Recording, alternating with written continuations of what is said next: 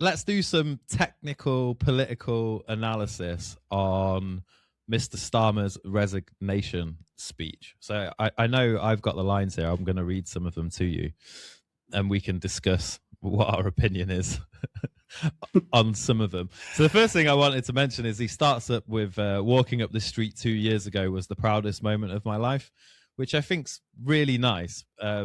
Particularly given like walking back down it is the proudest moment of everyone else in the UK right now. Right. Oh, I'm so proud to see him just go. just yeah, leave, maybe. finally. But yeah, he says with a straight face that he's left us with an economy that is stronger and growing faster than our peers. I mean, by who's? It depends what he means by peers. San Marino, maybe? Haiti? It depends what he means by growing as well, because as far as I was aware, the UK is in some boom at the moment. It seems like everything's going the opposite way.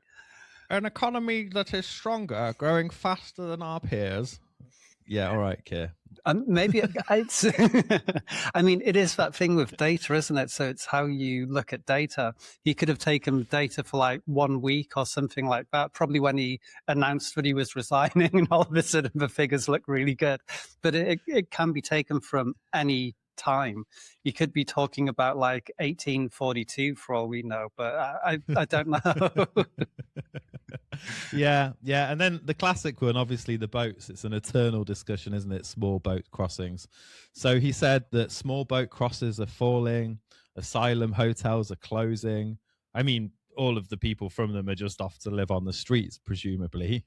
But what? I think that is basically it, isn't it? Sort of, okay, well, the public doesn't like this thing with the hotels, so what should we do? Well, maybe we could ship some people here and here until they figure that out, until they notice. Yeah. Maybe we've just started bringing them in on like first class flights, just where there's space, because everyone else can only afford EasyJet and moving towards standing room only on EasyJet planes if you're actually a tax-paying individual in the country. So to make up for all the gaps on British Airways, we're just going to use it to bring people across from France. It just how much, I don't know, obviously I know very little about psychology, but how much of a narcissist do you think this man is? And what's this whole thing? It's like it's almost like he's doing some kind of victory lap, but it's not like an achievement, and he was basically forced out. It's not like he's sort of got, oh, well, yeah, I've done my job. This is a perfect time to leave. I've succeeded in everything that I want to do. It's like he was basically forced out, and after like one thing after another of like, oh, that's a bad look. Well, that's not so great. And it's just so many things adding up that have led to this moment. And I know from watching other like podcasts and political commentators, it's been like a running thing for about a year where people like, how long do you think he's got left? Another 10 days? A week? And a lot of people have been serious about that. Yeah. So I just don't know what's going on. There's another personal favourite in here. So I inherited a Labour Party that was politically, financially and morally bankrupt. And so brought back Mandelson. which is bold. Like opening your resignation speech by describing the exact condition you're handing it back in is pretty special. It's amazing, And then I was told time and time again that my party was finished while finishing it personally, right? It's like, how can the guy's a joker. Just incredible. There's probably enough material in here for us to just like go on for hours and hours and hours on end, but of course we won't. It's just so bizarre. It's like I don't know, it's like he's describing somebody else, or he's describing a different situation or some kind of mythological like story. I don't know. It just doesn't seem real, because it's like anyone that's really listening to that is going, uh, but wait a minute.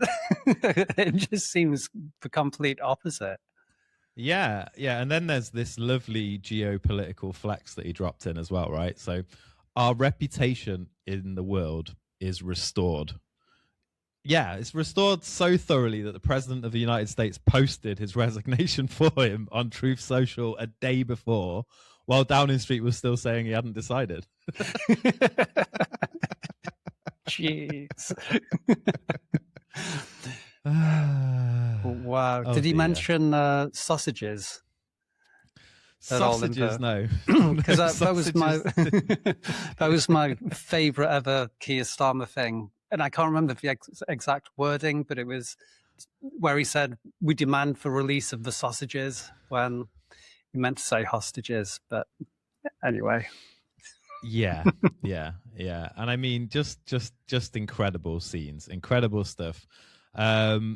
Even down to, and they will do 2 or 3 more here. So he also said that he stood proudly with and not against our national flag. Which I don't know if we've ever had a World Cup where there's like 3 counties that literally are saying don't put up the England flag. I think this is the first one. Like, if you go back to 2006, there's literally people on the news with their whole houses covered in flags. There's an image of David Cameron cycling in to work with a England flag on the back of his bicycle. And flags were selling out. Like, I think the Chinese economy even saw like a 0.2% increase just from Union Jacks, just from producing flags. I mean, what kind of bollocks is this guy eating? Like, because everything became really racist, didn't it? If you have a St. George's cross on your house or anything else, and yeah. I loved Harry Redknapp got interviewed the other day, who's like former football manager from my club, and quite well known. Harry, he's got, you know, a lot of interesting stories. He's a bit of a like, seems like a Market Barrow boy from back in the days, like that kind of vibe. And he was like, I'll put my Union Jack up in the garden, or Union flag. I won't go into why it's a Union Jack or a Union flag, because I'll bore the arse off everybody. And he was like, if people complain, I'll put another one up. Right. And if they complain again, we know what'll happen. yeah, crazy. And then just to leave it on the last thing that he's saying, right? 500,000 children lifted out of poverty because of the choices that I made. It's quite a bold claim. I mean, is that verified?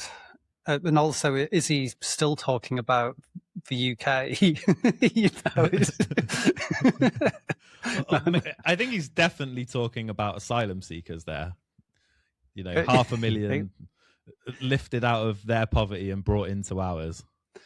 Yeah, it just seems really bold. Because as far as I was aware, his whole prime ministership, it hasn't been a roaring success. No.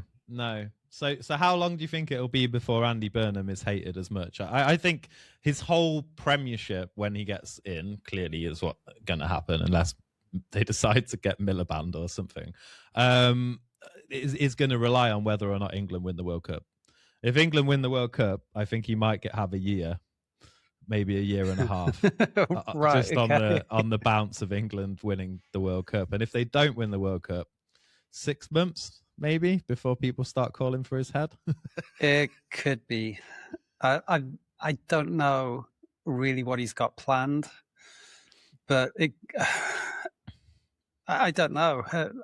It's one of those things. Someone comes along and you sort of go, "What do you actually know about this guy?" Like, not a great deal. How is he suddenly prime minister? And what's he going to do? Does he have some impressive new ideas? Is he just going to kind of resurrect for more old Labour and do away with a sort of Blairism sort of idea?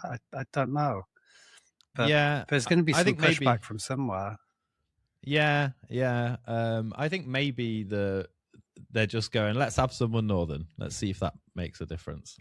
Just keep all the plebs quiet. Look, he's a regular guy. He's northern. Everyone's sick of these bloody southerners running the country. Let's get a northerner in. We'll get a bounce. We'll get a northerner bounce off that. Only time will tell, my friend. Anyway, we will definitely keep you all up to date here on Temporally Scripted. If you want to hear more of our political views, the news, like, subscribe, tell your friends, tell your nan, listen while you're walking your dog. And Adam, we'll see them in the next one. Yeah, see you next time.